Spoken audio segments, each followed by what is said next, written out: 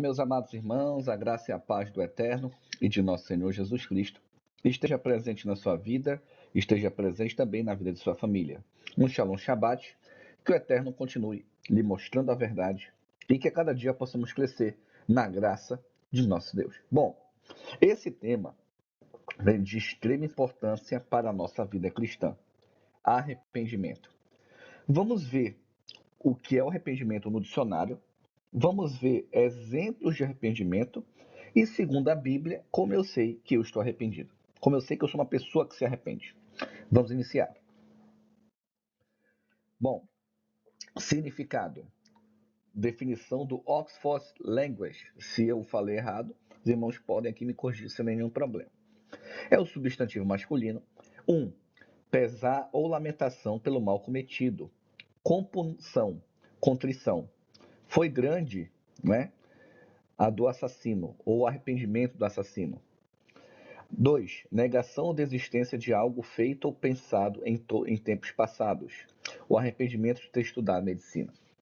Então, nós percebemos que o arrependimento é literalmente você ter feito algo e você literalmente, depois de pensar ou depois de fazer um ato, você fala assim, não era para ter feito isso. Não estou falando peso de consciência, estou falando arrependimento, tá bom? Qual é a diferença? Vamos supor que eu pegue esse controle aqui e eu jogue ele no chão. Um exemplo, eu não vou fazer isso com um bichinho. Então, quando eu faço isso, a minha consciência pesa. Cara, fiz isso e agora, eu fiz isso e agora. A consciência pesou. Aí eu pego o mouse e jogo no chão. Eu não tive arrependimento. Por quê? Porque eu não mudei de vida. Eu não tirei essa ação da minha vida. Mas se eu joguei o controle, eu falei, joguei o controle, meu Deus do céu, me arrependo de ter feito isso. E eu mudo, a arrependimento. Então é isso que temos que saber. Remorso é quando a consciência dói e você não se arrepende. Arrependimento é quando você se arrepende e muda. Qual o tema principal da pregação de João Batista? Mateus 3, de 1 e 2. E, naqueles dias, apareceu João o Batista, pregando no deserto da Judeia, e dizendo, arrependei-vos, porque está próximo o reino dos céus. Qual o tema principal da pregação de Jesus? Mateus 4,17. Desde então começou Jesus a pregar e dizer, arrependei-vos, porque está próximo o reino dos céus. Qual o tema principal da pregação dos apóstolos? Atos 2,38. E disse-lhes Pedro, arrependei-vos e cada um de vós seja batizados em nome de Jesus Cristo, em remissão de pecados, recebereis o dom do Espírito Santo. E Atos 3,19. Arrependei-vos, pois, e convertei-vos, para que sejam apagados os vossos pecados e para que venham assim os tempos de refrigério pela presença do Senhor. Então nós percebemos aqui que existem duas condições para que verdadeiramente estejamos em Cristo. Arrependei-vos e convertei-vos. Infelizmente, muitos cristãos aceitaram a mensagem, aceitaram a palavra, acreditam em Jesus Cristo, ou seja, eles creem em Jesus, mas nunca se arrependeram e nunca se converteram verdadeiramente. Por isso que tem gente que está 1 ano na igreja, 2 anos, 3 anos, 10 anos, 15 anos, 20 anos, 30 anos, 50 anos, morreu e nunca mudou. Essa é a parte mais triste. E alguns, quando você vai pregar ou tentar ensinar sobre isso, não, eu já sei. Eu já sei. Então nós temos que tomar muito cuidado para não sermos soberbos. Quando Deus puxa a nossa orelha quando estamos errados, ou quando Deus usa o irmão, não estou falando aqui que o irmão deve humilhar a gente, não confunda. Quando o irmão vem, irmão, vamos conversar, olha essa sua atitude, essa sua ação não foi legal, isso aqui não foi assim. Você abre a Bíblia e mostra, no sentido de querer ajudá-lo e não julgá-lo, temos que ser gratos a isso. Porque a Bíblia diz que Deus repreende a quem ama. Agora, nós vamos mostrar como mostrar que se arrependeu. Vamos pegar alguns exemplos bíblicos. Eu não coloquei muitos, para não prolongar muito. Mas os exemplos bíblicos que nós colocamos aqui foi para que possamos perceber a real intenção do arrependimento. E isso, irmãos, mais uma vez eu falo, nós temos que compreender o arrependimento.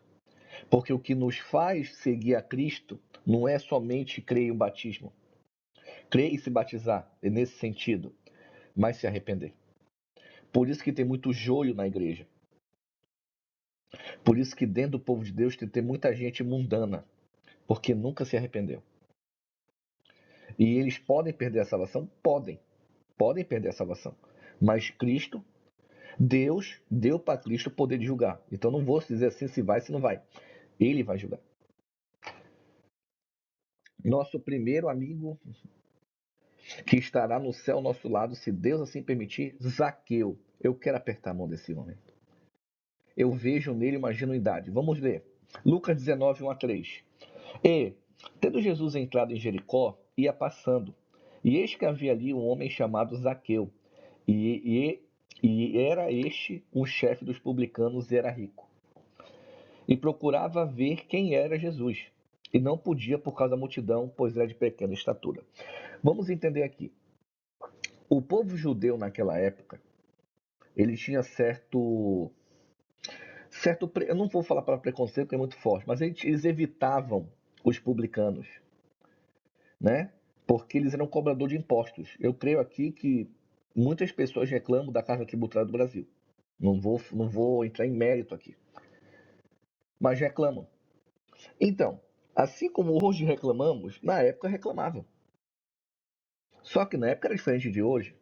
As leis eram diferentes, né? Muita coisa diferente. Mas não era bem visto. E aqui dizia que ele era rico. Mas vamos continuar lendo para entender. Lucas 19, 4 a 6. E, correndo adiante, subiu a um sicômoro para o ver. É sicômoro, né? Para o ver, porque havia de passar ali. E quando Jesus chegou àquele lugar, olhando para cima, viu e disse-lhe: Zaqueu, desce depressa, porque hoje me convém pousar na tua casa. E, apressando-se, desceu e o recebeu alegremente. Lucas 19, 7 a 10. E, vendo todos isto, murmuravam, dizendo que entrara para ser hóspede de um homem pecador. Nós percebemos que hoje, muitos cristãos são assim. Aquele cara falando com um pecador. Meu irmão, eu quero pregar. O que a pessoa faz, deixa de fazer, é ela com Deus. Eu quero pregar. Nada mais, nada menos. E, infelizmente, hoje existem muitos cristãos, muitos líderes, que são fariseus modernos. O que é isso? Não, mas eu vou para a igreja, eu sou líder porque eu sou ungido, eu sou líder, eu sou isso, eu não vou falar com aquela pessoa. Acepção de pessoas é pecado, você já perdeu tudo que você falou só pela sua ação. Além da soberba, presunção, arrogância. Precisamos tomar cuidado com isso. O evangelho é para todos. É para todos. Você quer ver um exemplo? Eu vou entrar num detalhe aqui. Uma vez eu conheci uma senhora, bom, ela deve ter, eu não sei se ela é mais velha que eu acho que ela deve ter a mesma idade que eu. E um dos nossos amigos em comuns tinha começado a namorar na época. Eu acho que ele até casou com essa menina. E a moça não era cristã, vamos supor assim. Ela não congregava e tal. Era uma pessoa muito. Era normal, uma pessoa normal. Aí, essa assim, Leone, você pode chegar lá, ensinar a Bíblia pra ela e tal. Eu falei, cara, eu evito ficar evangelizando mulheres sozinho. Se uma mulher for, ou deixar isso pro Ministério da Mulher, fica melhor. Aí ele falou assim, não, cara, vai tu e pega uma adolescente mais jovem lá da igreja, uma mulher lá pra te ajudar. Eu falei, tá bom, já que você insiste, vamos lá. Aí eu fui chamar essa moça, que ela era amiga minha na época e amiga do rapaz. Sabe o que ela falou pra mim? Nunca esqueci isso. Abre aspas. Eu não vou pregar pra ela, porque eu não gosto dela, que ela vá pro inferno. Fecha aspas. Foi exatamente isso que essa mulher falou. E ela se exaltava. Ah, porque eu sou pregadora, porque eu sou isso, porque não tenho título não sei do quê. Quando eu vi essa ação dela, eu simplesmente me afastei. Isso para mim não é evangelho. Você pode ter certeza. Conheço muitas pessoas que me prejudicaram, pessoas que me feriram, me magoaram, mas se fosse para pregar para elas, eu não pensaria duas vezes. Tamo junto. Se fosse para ajudar elas, estivesse passando fome, eu comprava um prato de comida. Se ela estivesse doente, eu visitava no hospital e ela levava remédio. Eu não tenho problema com isso. Porque eu sei que a prioridade de todo cristão é ser exemplo de Cristo nessa terra. Eu não estou dizendo isso porque eu sou melhor do que alguém, e nem faço questão de ser. Estou dizendo isso para você ver o quanto pessoas que estão dentro da igreja ainda não entenderam o evangelho. Isso é forte. Ah, o que o homem fez, não importa. Ele quer aprender de Cristo, venha a nós. Será o maior prazer ensinar de Cristo para você. Ah, mas me falam isso. Não importa do que lhe chamem. Não importa o que você fez. Você está arrependido? Tamo junto. Você não tá? Quer aprender? Tamo junto. É isso que temos que entender. Agora, olha o que diz versículo 8.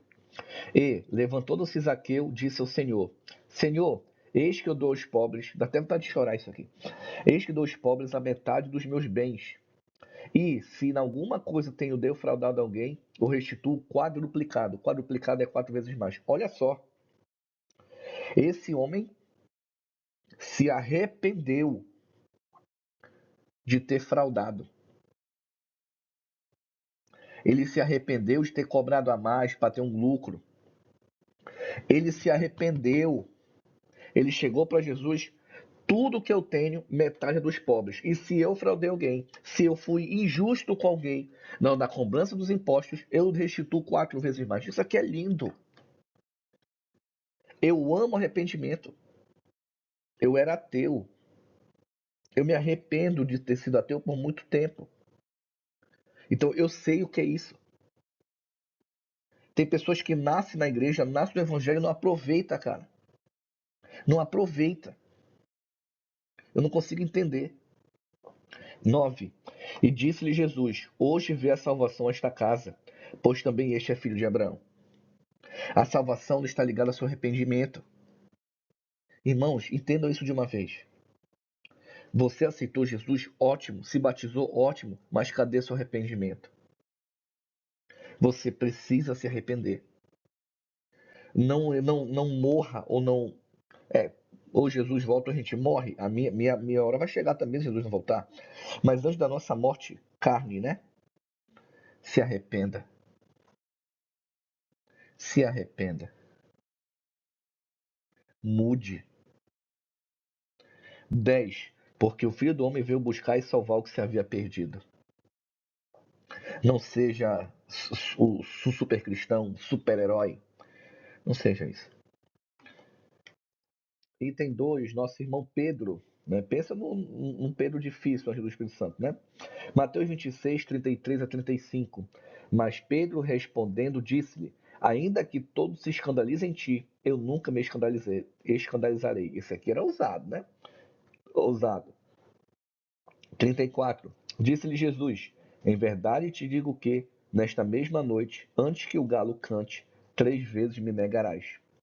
Disse-lhe Pedro: ainda que me seja mister morrer contigo, não te negarei. E todos os discípulos disseram o mesmo. Então você está vendo aqui Pedro: tô pronto, vem tranquilo. Tipo assim, como é? Na teoria, na prática, né? O antes e depois. Vamos ver a coragem de Pedro. Mateus 26, 69 a 72.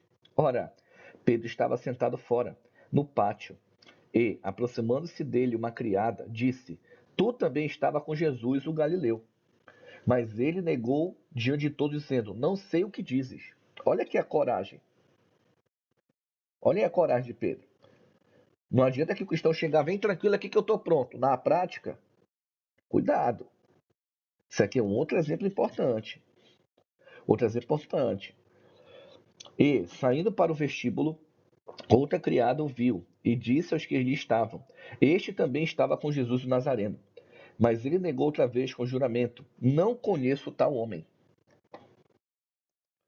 Mateus 26, 7, 2 a 7, 3, a 7, 5. 7, 3, 7, 5. E, daí a pouco, aproximando-se os que ali estavam, disseram a Pedro: verdadeiramente também tu és deles, pois a tua fala te denuncia. Então começou ele a praquejar e a jurar, dizendo: Não conheço esse homem. E imediatamente o galo cantou. E, lembrando-se Pedro das palavras de Jesus, que lhe dissera: Antes que o galo cante, 3 vezes me negarás. Saindo dali, chorou amargamente. Pedro se arrependeu. Então nós pensamos aqui que o humano ele vai errar. Nós somos pecadores. Nós vamos errar. Mas a nossa diferença daqueles que servem a Deus através de Cristo é o arrependimento. O arrependimento faz toda a diferença na nossa vida. E agora, o filho pródigo. Lucas 15, 11 a 13. E disse: Um certo homem tinha 2 filhos, e o mais moço deles disse ao pai: Pai, dá-me a parte dos bens que me pertencem. E ele repartiu por eles a fazenda. E, poucos dias depois, o filho mais novo, ajuntando tudo, partiu para uma terra longínqua, e ali desperdiçou seus bens, vivendo dissolutamente. É o que muitos cristãos fazem. Ele acha que sabe de tudo, acha que só ele é um tipo de profeta, e sai por aí fazendo todas as besteiras do mundo. Lucas 15, 14 a 16. E, havendo ele gastado tudo, houve naquela terra uma grande fome, e começou a padecer necessidade. E foi, e chegou-se a um dos cidadãos daquela terra, o qual mandou para os seus campos e apacentava porcos. Lembrando que para um judeu, porco é uma abominação, assim como a Bíblia descreve em Levítico 11. Então, trabalhar com porco é inaceitável. É inaceitável. 16. E, e desejava encher o seu estômago com as bolotas que os porcos comiam, e ninguém lhe dava nada. Para você ver o nível de fome desse rapaz, né? O nível que ele chegou. Esses símbolos que Jesus usa nas parábolas, ele não usa à toa. Ele não usa à toa. Porco era uma coisa abominável, é uma abominação. Tu tocar no porco é abominação, tu comer o porco é abominação. Imagina você se igualar a comer o que o porco come. E eu não estou falando da ração de hoje, não. Estou falando da ração dessa época aqui que eu nem sei o que era. Mas deve ser horrível. Temos que entender isso. Versículo 17 a 19. E, tornando em si, disse: Quantos empregados de meu pai têm abundância de pão, e eu aqui pereço com fome? Levantar-me-ei e irei ter com meu pai, e dir-lhe-ei: Pai, pequei contra o céu e perante ti. Arrependeu.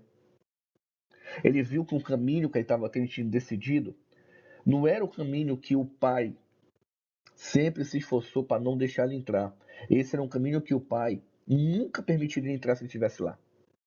Ele lembrou: o meu pai não tinha necessidade. Essa necessidade não é só material. Ele estava com fome. Com meu pai, eu era fortalecido, eu era forte. Com meu pai, eu tinha dignidade. Com meu pai, eu tinha honra. Com meu pai, eu era visto como uma pessoa íntegra. Que sentido? O espiritual, irmão. Esse menino aqui estava no pecado. Ele estava na sarjeta. O pecado afastou ele de Deus a ponto dele perder até a dignidade dele. Muitos cristãos hoje passam por necessidade porque estão que nem um filho pródigo. Alguns são que nem Zaqueu. Fica enganando os outros aí com dinheiro, extorquindo os outros. Outros são como Pedro, tem medo de falar que é cristão para não ser cancelado. E outros decidem sair da igreja ou sair do caminho correto para seguir o mundo. E ele fica uma vida vazia, uma vida sem sentido. E não tem forças para voltar. Por que não tem força para voltar? Porque não se arrependeu. Ele sente aqui aquela dor, ele fica assim, com aquela consciência pesada, mas se ele se arrepender verdadeiramente, ele muda. Deus muda a vida dele. 19. Já não sou digno de ser chamado teu filho. Faz-me como um dos teus empregados. Isso aqui é muito bonito, irmãos. 20 a 22. E levantando-se foi para seu pai. E havendo, quando ainda estava longe, viu seu pai, se moveu de íntima compaixão e correndo lançou-se-lhe ao pescoço e o beijou. Isso aqui é importante. Na cultura hebraica, um pai jamais faria isso. Na cultura hebraica, o pai não ficaria esperando o filho. Pelo menos na época, hoje eu não sei dizer. Então aqui Jesus quebra mais um paradigma. Um pai ir atrás do filho. Isso aqui é muito bonito. Isso aqui é Deus. Isso aqui é um exemplo do Deus Pai Todo-Poderoso e dos filhos, né? Aqui, se é filho, a Bíblia diz que só somos filhos se cremos em Deus, se temos fé em Jesus. Então, essa pessoa aqui é uma pessoa que se desviou. E o filho lhe disse: Pai, pequei contra o céu e perante ti. Já não sou digno de ser chamado teu filho. Ele se arrependeu de ter colocado o caminho errado, de ter se desviado. O mundo tirou tudo dele. E muitos cristãos estão perdendo tudo por causa do mundo. 22. Mas o pai disse aos seus servos: Trazei depressa a melhor roupa, vestilho, e pondo-lhe um anel na mão e as sandálias aos pés. Vamos continuar lendo o enredo para entender esse contexto aqui. Roupa, vestimenta, as ações, anel, autoridade e a sandália, né? Para o caminho ficar mais fácil ou menos difícil. 23 a 25 de Lucas 15. Trazei o bezerro cevado e matai-o, e com mãos alegramos. O que é isso? O cordeiro. Vamos matá-lo, purificar o pecado. Porque este meu filho estava morto. Porque este meu filho estava morto. Ele se afastou dos caminhos de Deus. Ele morreu espiritualmente. E reviveu. Tinha se perdido e foi achado. E começaram a alegrar-se. E o seu filho mais velho estava no campo. E quando veio e chegou perto de sua casa, ouviu a música e danças. O filho mais velho é aquele filho que nunca deixou de cumprir a obra, de fazer a missão. 26 a 28. E, chamando dos servos, perguntou-lhe o que era aquilo. E ele disse: Veio teu irmão, e teu pai matou o bezerro cevado porque o recebeu são e salvo. Mas ele se indignou e não queria entrar. Ele ficou com raiva. Vamos entender a ira, o porquê que esse cara ficou irado? 29 a 32. E saindo seu pai, rogava-lhe que entrasse com ele. Mas respondendo ele, seu pai: Eis que te sirvo há tantos anos, sem nunca transgredir o teu mandamento. Olha, tá entendendo aqui o espiritual? É o servo fiel. Esse aqui é o servo fiel. Mas ele era fiel, mas não tinha entendido o propósito do que estava morto, reviveu. É o que muitos cristãos não entendem. Quando alguém se desvia, quando alguém sai. Ele coloca: E nunca me destes um cabrito para alegrar-me com os meus amigos. 30. Vindo, porém, esse teu filho. Olha, ele não fala, vindo, porém, meu irmão. Ele não disse isso.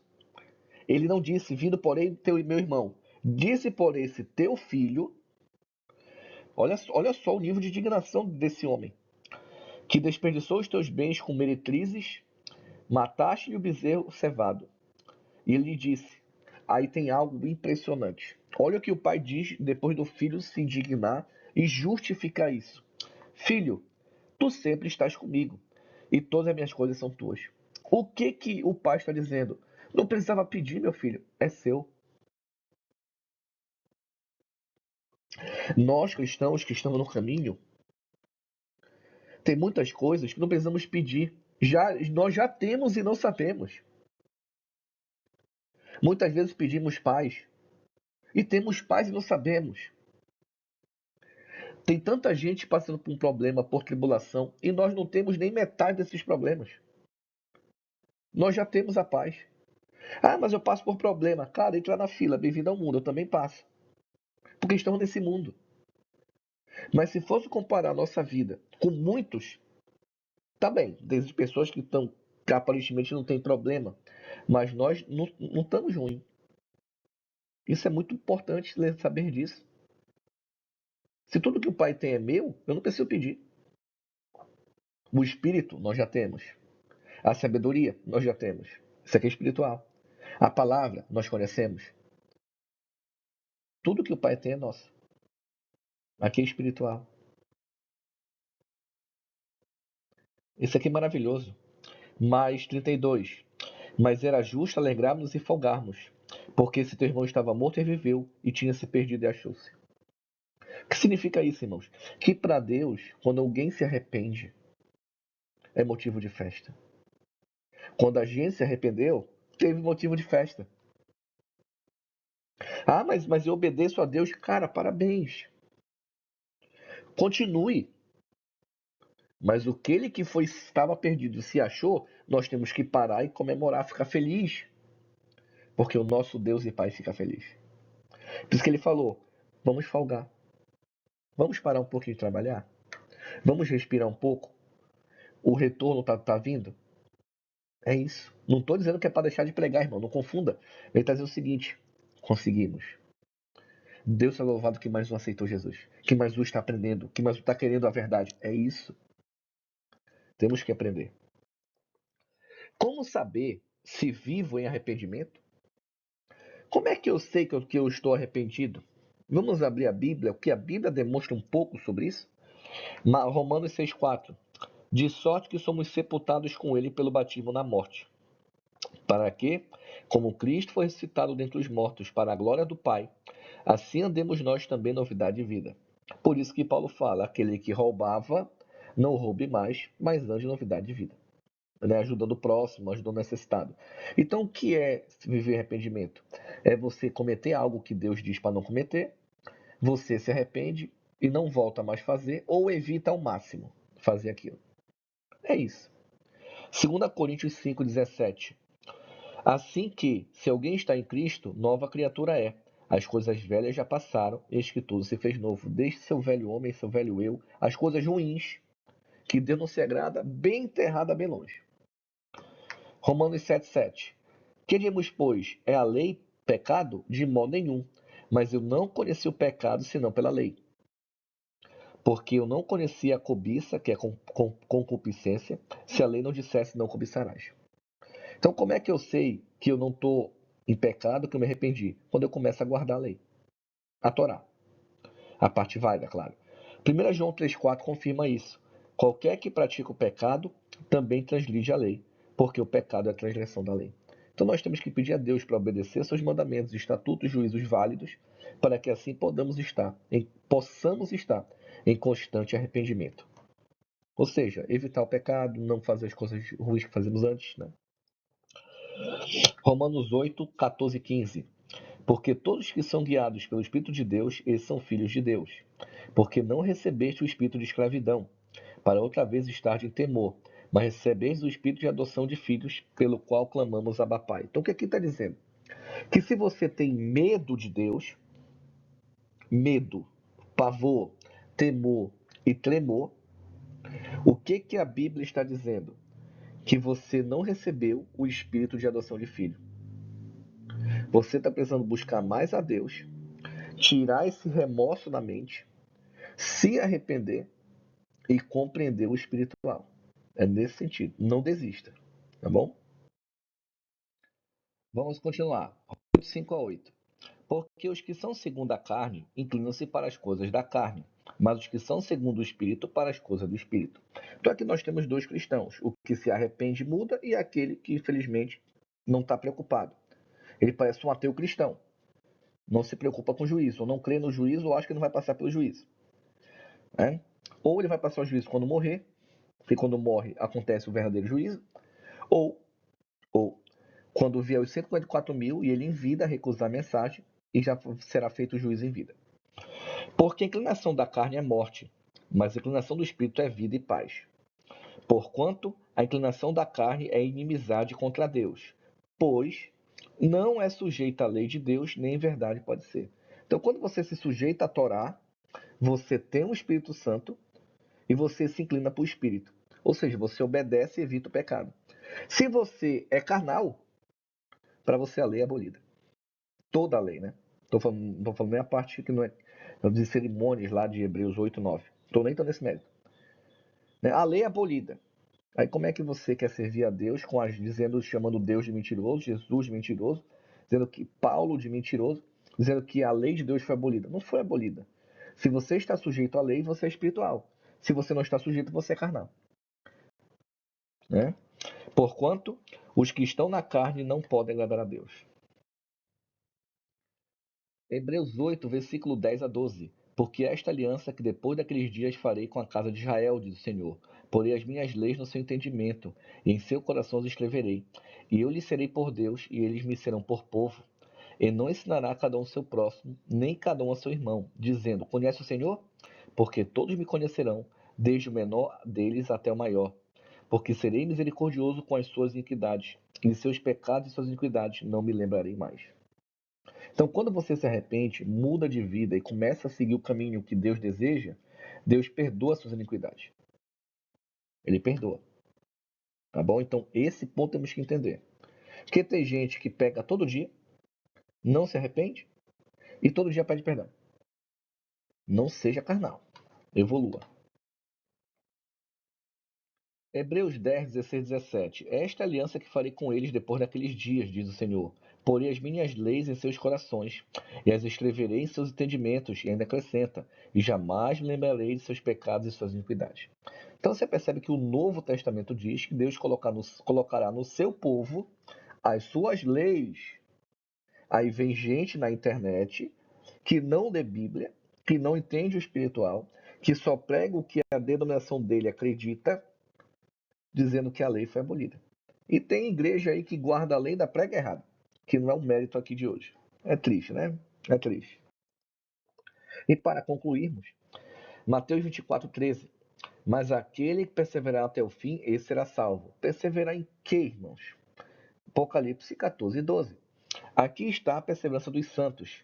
Aqui estão os que guardam os mandamentos de Deus e têm a fé em Jesus, ou e a fé em Jesus. Então, para que nós possamos viver o evangelho sendo o trigo, temos que crer em Jesus, ser batizado, mas se arrepender e se converter fazendo o quê? Guardando a lei. É simples. O pessoal põe dificuldade na Bíblia, onde não existe dificuldade. Apocalipse 22, 14. Bem-aventurado aqueles que guardam os seus mandamentos, para que tenham direito à árvore da vida e possam entrar na cidade pelas portas. O que é isso? O real arrependimento de suas más ações. Meus irmãos, que Deus abençoe. Até o nosso próximo vídeo. Que continuamos crescendo na graça e que possamos nos arrepender. Um ósculo santo a todos.